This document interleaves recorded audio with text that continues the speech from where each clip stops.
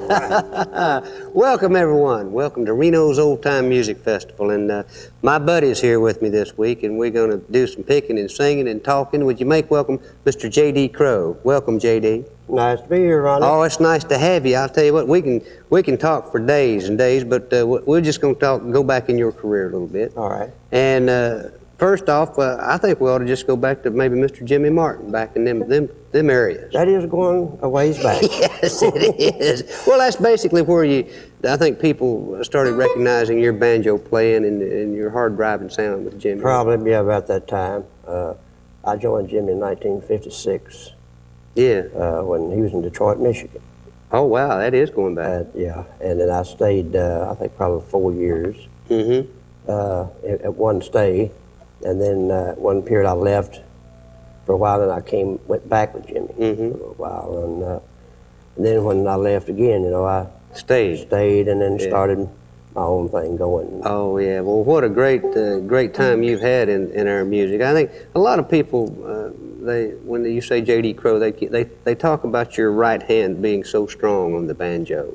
I think that comes a little bit from Earl's area, doesn't it? Yeah, I tell you what, though, I listened to him. Of course, they were there in Lexington, and I lived there, and they were there for about a year. And of course, they was playing the old barn dance, as they called it back then, every Saturday night. And there I sat on the front row, see. Oh, so you get to watch him every Saturday night. But they were the only ones. And meanwhile, I had records of Don Reno and Red Smiley. Yeah. I had Max. I had all of those guys back then. But Flat and Scruggs is the only one I could see. Wow. And so, because I was there.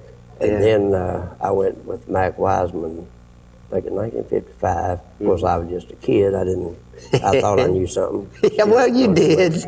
But anyway, that's when I met Don Reno, Red Smile, and the Tennessee Cut-Ups. Wow. Well, I know Dad thought the world of you, JD. He was one of his favorite people. I also remember you at the Old Dominion Barn Dance. Well, now that's going back a days, too. I remember when they used to stand you on the box. You remember that? I sure do. That was the best time of my life. That's right. I just had a great time back in the days. I really enjoyed that. I was really getting into that. Well, I am so proud of you, JD, because you've always wanted to progress with the music, and you've always wanted to go further than anybody else that I know of. You were the first one that actually started that direction with actually new sounds of acoustic. Right. I love to play the old stuff. I mean, I do too. And I'm sure people that know me know that. That's right. But you have to try to do something a little different. Yeah, well, you always have, and I got to go back to well, you've had quite a crop of pickers with you. Yes, I have. I've been fortunate. My gosh. Well, I know you had Ricky Skaggs played with you. Doyle Lawson played with you. Tony Rice. Yes. Jimmy Goodrow, who is now with the Tony Rice unit. Right. And, of course, Keith Whitley. Keith. And didn't Jerry Douglas play with you? Jerry Douglas worked in that configuration in 1975. Yeah. With myself, Skaggs, Rice, Douglas, and Sloan. What an all-star band. That was a great And then time. JD CROWE on the banjo. We had a ball, I tell you. It was really a lot of fun. I know. Well, I mean, you boys, y'all been laying down some sounds yourself back in them days. Yeah, of course, we were really enjoying it. We were into what we were doing. You could tell. And it was kind of a new thing for us, too, to get those things together. Yeah.